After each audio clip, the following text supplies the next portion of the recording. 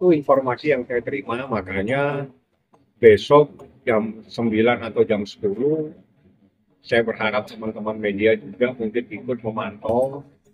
Mungkin saya juga akan datang di Ditreskrim Sus, ditangani oleh Direktorat Reserse Kriminal Khusus Polda Metro Jaya yang menangani perkara. Jadi dalam perkara ini ada 4 korban terkait dengan dugaan melanggar Undang-Undang Kesehatan dan Undang-Undang Perlindungan Konsumen.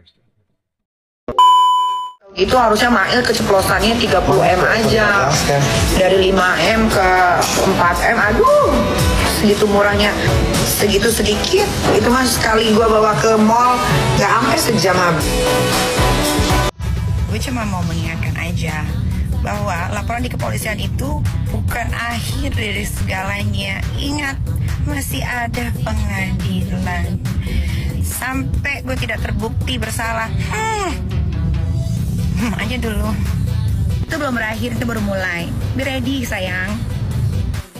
Just information nih guys ya. Gue udah menandai nama-nama yang nanti kalau ini selesai, kalian yang bakal merasakan apa yang sudah kalian perbuat kepada saya. Pengen kayak sebenarnya lampir, nggak bisa guys. Ya, kita ikutin aja dulu permainan mereka. Mereka pikir kita macam bodoh kali ya. Lu yang nyari gua, ingat lu yang nyari gua. Dan gua tidak pernah berhubungan sama lu. Gua gak mau kenal sama lu najis tuh. Lihat muka lu aja gua gak mau. Tapi gak apa-apa, namanya juga jagoan. Mau ditersangkain, ya tersangkain aja. Mau ditahan. Di ruang Pengadilan Negeri Jakarta Selatan, drama hukum antara Nikita Mirzani dan Dr. Reza Gladys kembali bergulir.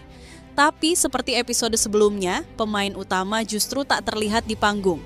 Reza Gladys, yang namanya tercetak tebal sebagai tergugat, kembali memilih absen. Padahal agenda hari itu cukup krusial, pemeriksaan legalitas para turut tergugat, dari Kapolri hingga Jaksa Agung. Prosedur yang menjadi gerbang menuju tahap mediasi, di mana semua pihak wajib hadir secara langsung. Padahal, sebagai pihak tergugat utama, kehadirannya dalam proses hukum, apalagi nanti saat mediasi, bukan sekadar formalitas. Ini soal tanggung jawab. Menurut kuasa hukum Nikita, Fahmi Bahmid, nanti dalam proses mediasi, semua pihak diwajibkan hadir secara langsung, tanpa bisa diwakili. Dalam klarifikasinya yang disusun rapi di Instagram, Reza menuliskan bahwa kehadirannya bisa diwakilkan. Bahwa ketidakhadirannya adalah bentuk kepercayaan pada jalur hukum yang berlaku. Sebuah pernyataan yang kalau dibaca 2 kali, terdengar lebih seperti pembenaran daripada penjelasan. Dan sayangnya, kalimat yang dimaksud untuk memvalidasi ketidakhadiran itu justru berbuntut klarifikasi lain dari publik yang merasa muak. Kalau ketidakhadiran adalah bentuk kepercayaan, mungkin keberanian hadir adalah bentuk kejujuran. Tapi tentu tidak semua orang nyaman dengan yang jujur. Dan bijak itu bukan soal seberapa indah kata-kata klarifikasi di Instagram. Bijak adalah berani hadir, walau mungkin harus menatap lawan. Kembali lagi di IO Channel.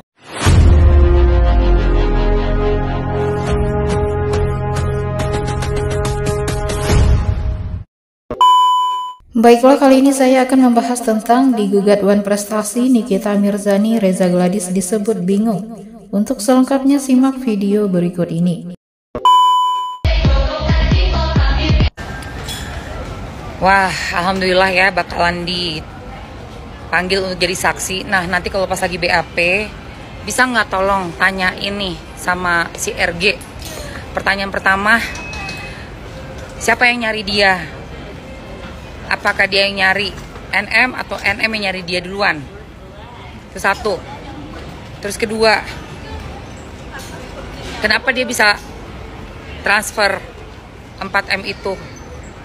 Apakah dia merasa takut, merasa terancam, atau ada apa sebabnya dia sampai bisa ada deal-dealan 4M? Itu kedua. Ketiga, bagaimana caranya dia bisa sampai membuat schedule transferan 2 kali Transferan pertama, transferan kedua, dan bagaimana ceritanya, kronologisnya dia bisa sampai menawarkan katanya ada mau transferan berikutnya lagi di akhir tahun katanya gitu. Apakah itu benar? Dan ditelusuri Pak, diselidiki kenapa gitu sampai ada diduga dia mohon untuk transferan lagi di akhir tahun, bulan November kalau nggak salah ya kan. Udah gitu, apakah ada ancaman yang membahayakan diri dia, nyawa dia, atau nyawa orang-orang yang terdekatnya dia dari pihak NM? Yang keempat, dari mana asal duitnya? Uang itu dari mana? Yang 4M itu gitu loh, kok gampang banget gitu, kayak mau langsung ngasih transferan gitu kan, kok gampang gitu. Udah gitu yang terakhir, rekamannya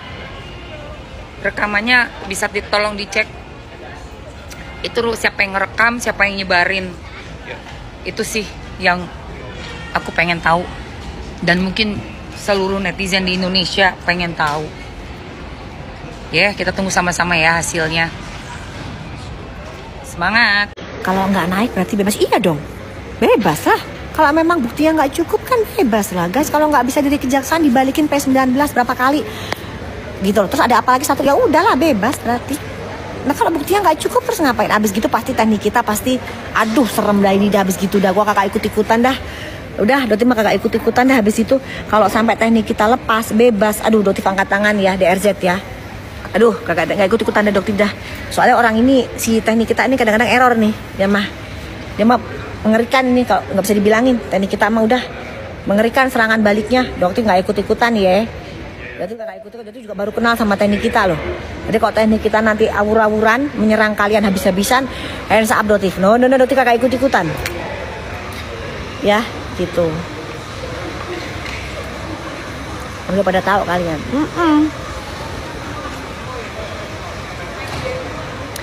Bang Fahmi udah buat LP, nggak mau komen Doktif. Doktif nggak mau komen. Udah nggak mau komen Doktif soal itu. Ya kan? Serangan balik, iya. Serangan balik tuh.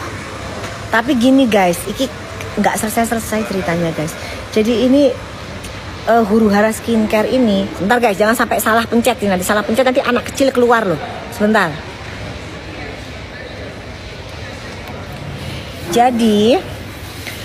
Jadi guys, ini Huru Hara Skincare ini dokter tuh pengennya tuh selesai, cepet kelar. Ya, soalnya apa? Nanti dokter yang dibilang ini Huru Hara Skincare nggak selesai, dokter ini cari masalah terus begini. Tolong ya, bukan dokter yang cari masalah. Ya, yang cari masalah ini mereka sendiri. Nggak kelar-kelarnya mereka yang memperpanjang sendiri, bukannya dokter. Yang mempersekusi dokter kan mereka. Ya, kasusnya pun berjalan itu ya mereka. Kalau nggak berjalan ya dokter ngoceh lah. Kalau nggak berjalan, masa dokter suruh diem kalau kasusnya nggak berjalan, ya ngoceh lah. Ya, terus apalagi nanti ini kok ada serangan balik, ya tambah panjang lagi episodenya. Kapan huru haranya selesai? Sama dokter juga pengennya selesai guys. Pengen selesai dokter juga. Tapi nek kayak gini kapan bare kira ya pegel pisan gitu. Iya kan? Dokter lagi di Dubai. Iya, dibilang drama. Nanti kan bilang drama.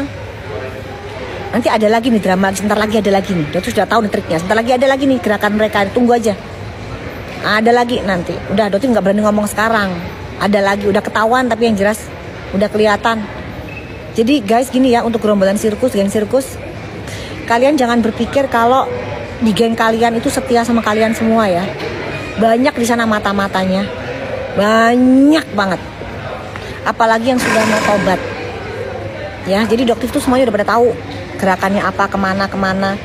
Udah pada tahu, cuma dokter nggak mau ngomong, kasihan orangnya.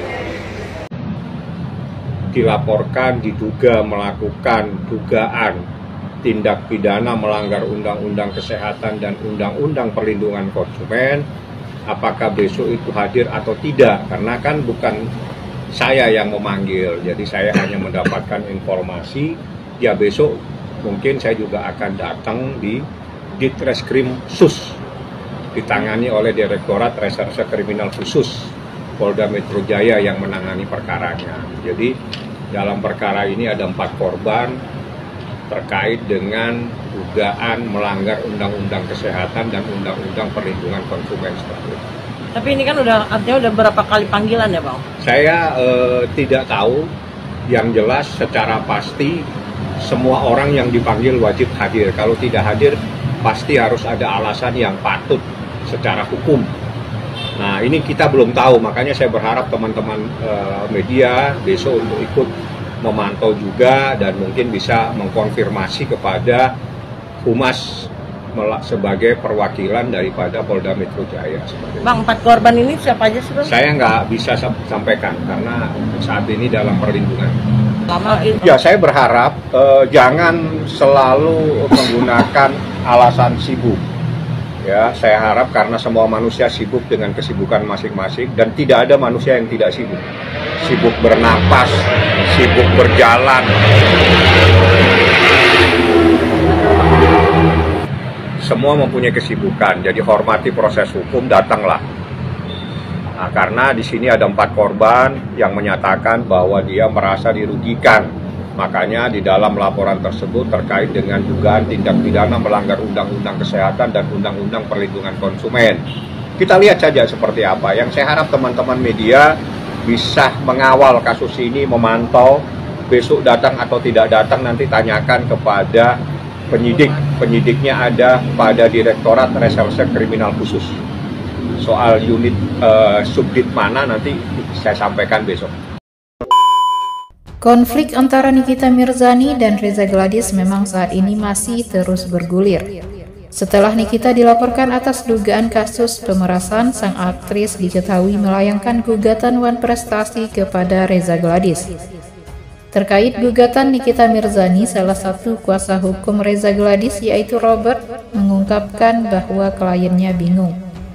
Pasalnya Reza Gladys diketahui bukan orang hukum, sehingga gugatan dari Nikita Mirzani dianggap tidak relevan. Bingung dia, Dr. Reza itu kan orang kosmetik, bukan orang hukum. Setelah kami teliti, tidak pada tempatnya gugatan itu. Kalau gugatan perbuatan melawan hukum masih ada konteksnya. Tapi kalau Wan Prestasi nggak ada relevansinya, ujar Robert. Sebagai informasi, Nikita Mirzani dan Mail Syahputra melalui Fahmi Bahmid menggugat Reza Gladys pada 16 Mei 2025. Dalam gugatan Wan Prestasi senilai 100 miliar itu, Nikita Mirzani meminta majelis hakim menyatakan bahwa perjanjian kerja sama ulasan produk kecantikan antara dirinya dan Reza Gladys mengikat secara hukum. Gugatan Wan Prestasi yang dilayangkan Nikita Mirzani ini guna meminta ganti rugi kepada Reza Gladys selama dirinya masuk penjara.